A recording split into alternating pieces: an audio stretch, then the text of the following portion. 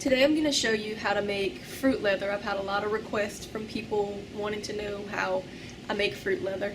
So basically what you're going to do is you're going to start with a base. Now if you have a fruit that has a lot of fiber and substance to it, you don't need to do this. But most of the stuff that we like the flavors of, you know, citrus flavors or berry flavors, it would take a lot of berries, for example, to make fruit leather out of, or it would take a lot of citrus, which you almost really can't even do because it's just juice, more or less. So what I like to do to make things simpler is start with a base, either an applesauce or a pear sauce. You can go out and buy applesauce if you don't have apple trees, and since apple trees don't really do that well here in Louisiana because they're kind of shallow rooted and we have a lot of really bad winds and storms and hurricanes and the ground is very wet, they'll live to be a few years, but once they get a little weight on them, the first hurricane that comes through knocks them over. So we've tried a couple, and you really got to put a lot of effort into anchoring them down and stuff here. So we have pear trees. Pear trees do great here, and they produce a lot. So I got a bunch of pear sauce that I made, so I'm going to use that as my base. It's basically going to give me my sugars. It's going to give me my base that I'm going to be able to get the leather from. It's going to give me everything that I need. If you're buying sauce, try to get one that's kind of low sugar. Not one that has a bunch of chemicals substituting the sugar, but just one that's low sugar. Because when you add your fruit or your fruit juice, whichever you're using, it's going to sweeten it up some more, and you don't want it to be too sweet. So here I have some pear sauce that I made. You know, I can go get this out the freezer or out the canning jars or wherever I have them stored. This one I saved aside while canning pears, so this one's just been in the refrigerator for a day or so. So I'm going to go ahead and add this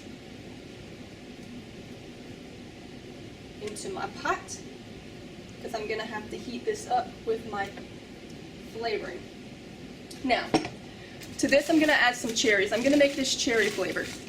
I have a bag full of fresh cherries that I pitted and put in the freezer. I use these a lot in smoothies. I make a lot of smoothies and stuff.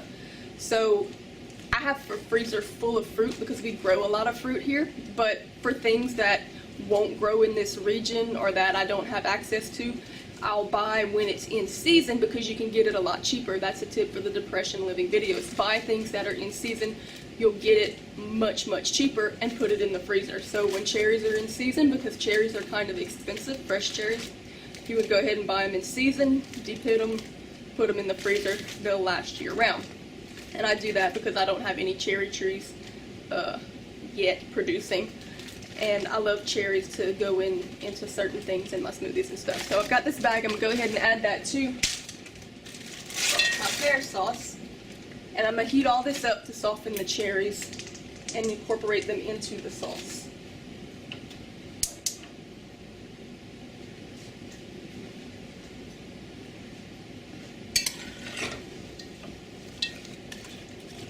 Give that a little while to just soften up. Alright, I have it heating up, and it's going to take a little while since my cherries are frozen, so while that's heating, I'm going to go ahead and tell you, this pear sauce makes a wonderful, wonderful pie. I know, because I made some last night, and they were amazing. But with the cherries in it, that'd make an even better pie. And you can also just keep it, you know, in little Tupperware or whatever to serve as just regular applesauce with fruit in it. Makes a good, healthy snack that's really not a lot of sugar. When I canned the pear sauce, I did put some organic sugar in it for preservative purposes, but you don't need very much because the pears are going to act as most of your sweetener.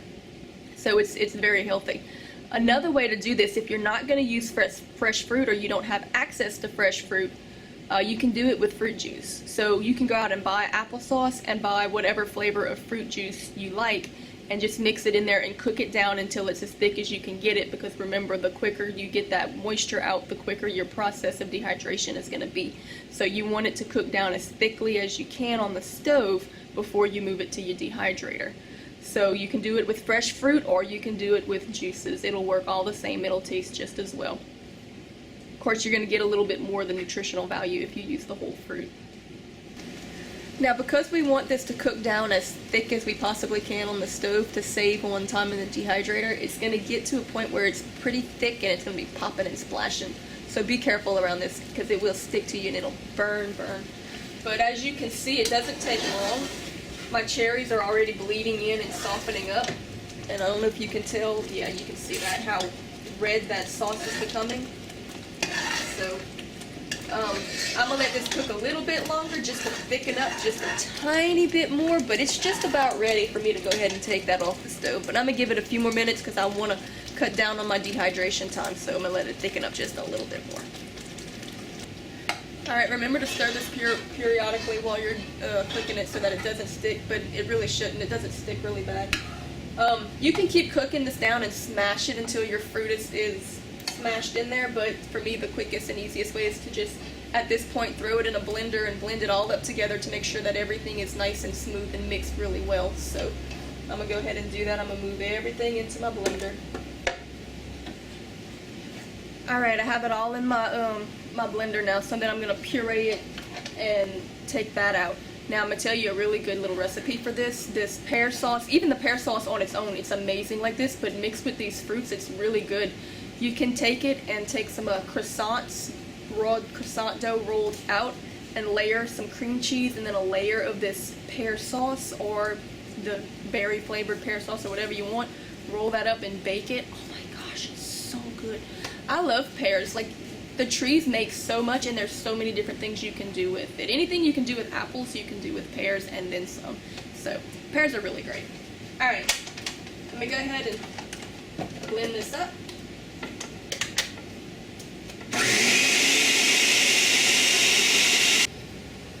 Okay, now I have to dehydrate. Of course, I like to give you a couple of different ways to do almost everything I tell you how to do. Obviously, the easiest way to do this is going to be with the food dehydrator. If you had to do this without power or without a food dehydrator, it's got to be maintained at a very low heat. So typically with drying fruit, the best thing to do is to just dry it outside on a dry day with a nice breeze. On a warm day, now if you live in a very humid climate like we do, that becomes very difficult. So in that case, I say probably the best way to do it would be suspended above warm coals, just to give it that dry warmth with a nice wind blowing, and you get it dry pretty quick. But since I have a food dehydrator, we're going to use the food dehydrator. Now, most people have food dehydrators, but not everybody has the fruit leather tray. This is a fruit leather tray. It's just a plastic tray that you place in the food dehydrator that you put it on, and it allows airflow to still pass through. So I'm going to show you how to do it with the tray, and I'm going to show you how to do it on the regular dehydrator if you don't have the tray. You can do this directly onto the tray, but I find it's easier with wax paper, and then you can cut them into strips and roll it up, and they won't stick together just like you would buy a fruit roll up in the store.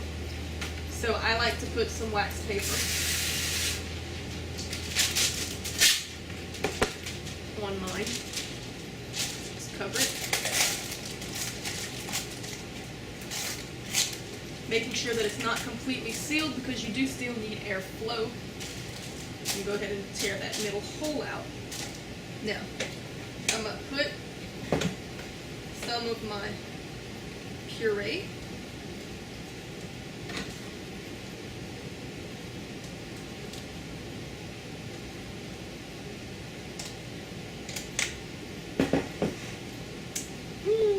It's still good.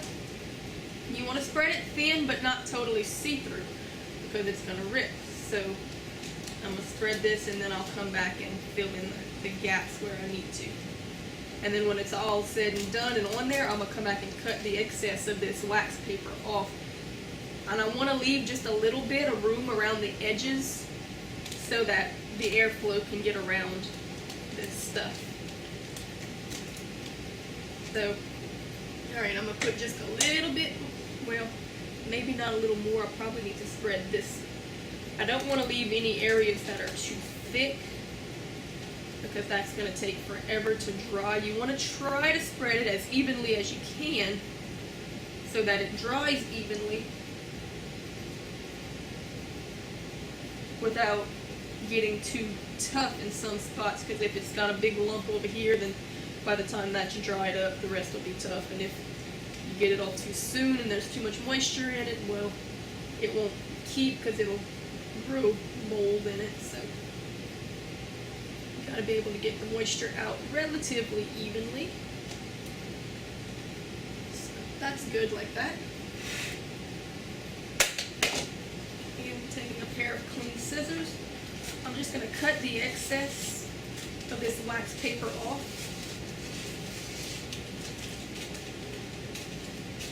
Again, leaving room on the edge for that airflow to be able to get around that wax paper.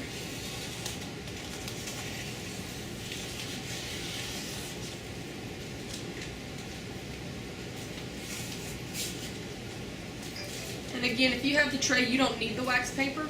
It'll come off pretty easy.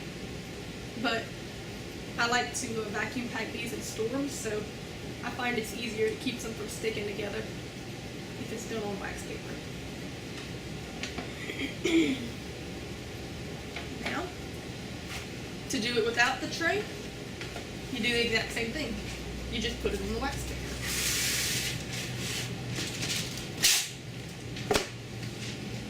Setting my wax paper right over the middle.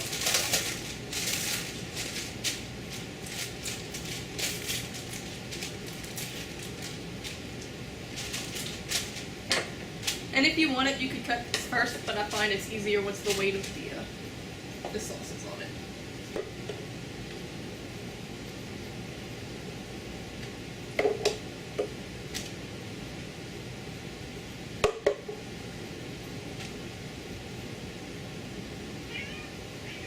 Cookie, move. You don't want this. This is sweet. You don't even eat this. It's fruit. Greedy. Alright, and spread it all the way around.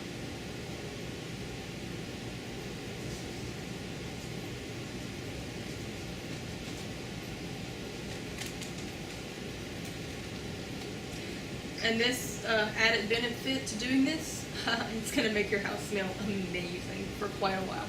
Because it's going to take a while for this to dehydrate, because there is a good bit of moisture content in it. The good news is that it's not solid, so the moisture escapes pretty easy. So it's going to take a couple of hours anyway, even so, for this to dehydrate properly. Alright, this one's smoothed out pretty evenly.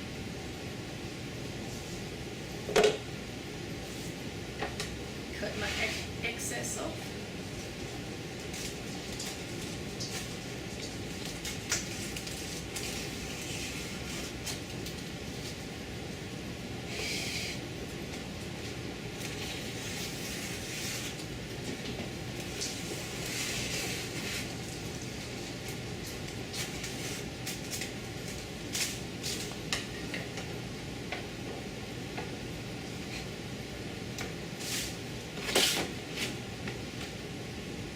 Pears are really good for stretching your more delicate fruits, or fruits that you just don't have that much of an abundance of.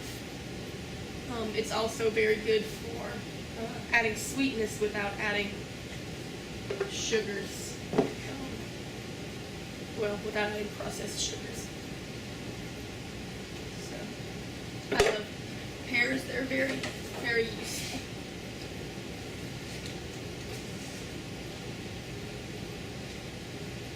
Looks like my mixture came out just right.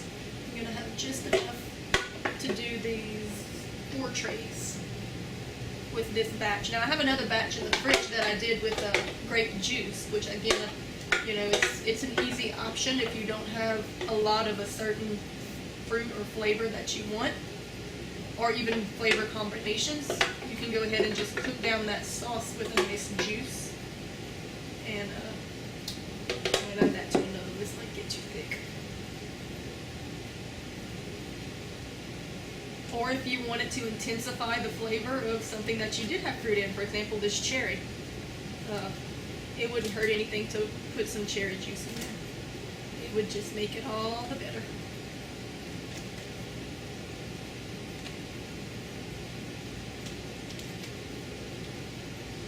Yeah, this one's kind of thick. I'll add the rest of that to a thinner layer.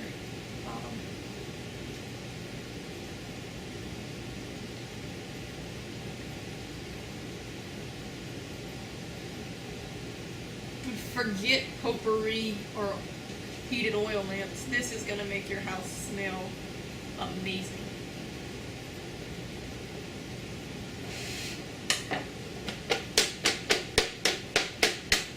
And I'm tapping it just to help everything to lay flat. Kind of just even it out, make sure if there's any humps there, it'll lay out. I got a little bit left, and I don't want to put it on that top layer because it's getting kind of thick, so I'm going to add it to these thinner layers.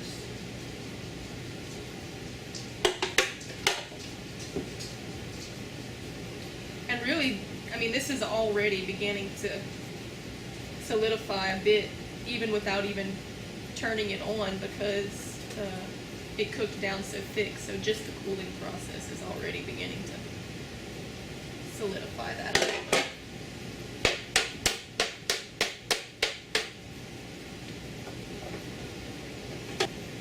Alright, all that's left to do now is to put the top on and put it dehydrating. Good temperature to do this at would be about 115. You want it low because if you put it too high, the fruit will begin to cook and kind of harden, and it may trap moisture inside, which you don't want. So we're going to go ahead and do it about 115, and it's going to take about 4 or 5 hours, which isn't too bad. We're just going to leave it going all day and come and check it later and see when it's ready. Now, another good source of getting, a substance, a good fiber to mix berries with is banana. So like strawberry and banana, you don't have to use the applesauce and stuff. The only thing about banana is it carries a flavor. So if it's something that works well with banana, like strawberries or maybe pineapple strawberry or something like that, then it's good. But if you want to retain the flavor of something without adding the extra banana flavor, the pear and the apple works better because it gives you more of a mild sweetness without having the flavoring show up all that strongly. So I'm going to go ahead and turn this on. It's set kind of high, so I'm going to knock it down to 115. I'm going to let it go about every hour, 2 hours. I'm going to come and check it. And what I like to do when I'm dehydrating, I like to flip my racks when I'm doing beef jerky or anything. So in about an hour and a half, maybe I'll come and then I'll take the top rack and put it at the bottom so that I end up with my racks being flipped. So the bottom one will be at the top and the top one will be at the bottom and vice versa. And then maybe an hour or two after that, I'll come and do it again. I just find this gives it a quicker, even dry. Because if not, I find that, especially when you're stacking a lot of stacks, that the ones at the top will tend to dry out before the ones at the bottom. So I just keep rotating them. Alright, the leather is done. It's been going for several hours now. It's later in the evening.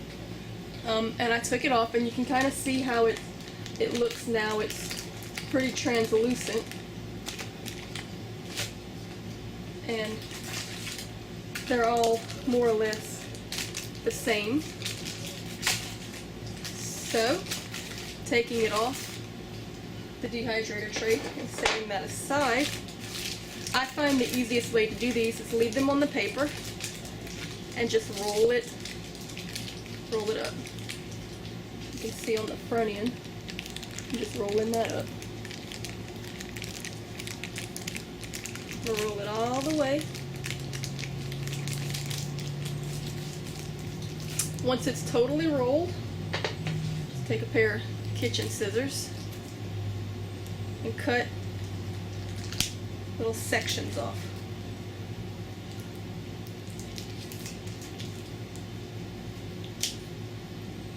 Now, and I'll just put these in a Ziploc bag for now. When I'm making a lot of it, which I'll do over the winter, I'll vacuum pack them and put them in little vacuum packs, and they'll last a very long time. But you see, when you unroll it, you've got fruit leather. Now if I want to get this off,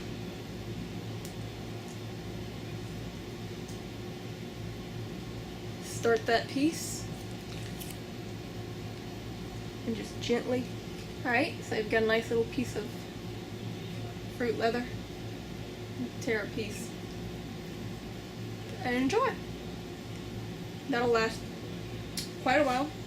Go ahead and fill my little baggie up for now, and then I'll vacuum pack them later.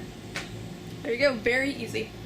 Said you can do this without the pears, but you get so much more out of it, and it's got such a natural sweetness. It's good. It's a good use for it, especially when you have an overabundance and there's just so much you can do when you don't have any more room in the freezer or in the jars and you've still got a bunch. Use them to make fruit leather. Great healthy snack. So there I go. I got a bag full of them. And this is good also reconstituted. You could drop a strip of this in, say, your oatmeal or to flavor it, or in a batch of tea to flavor it or sweeten it, and it would melt right along in there and give it a nice flavor. So it's good just as a healthy little snack, but it's also great reconstituted. So there you go. Bag full of healthy treats. Enjoy!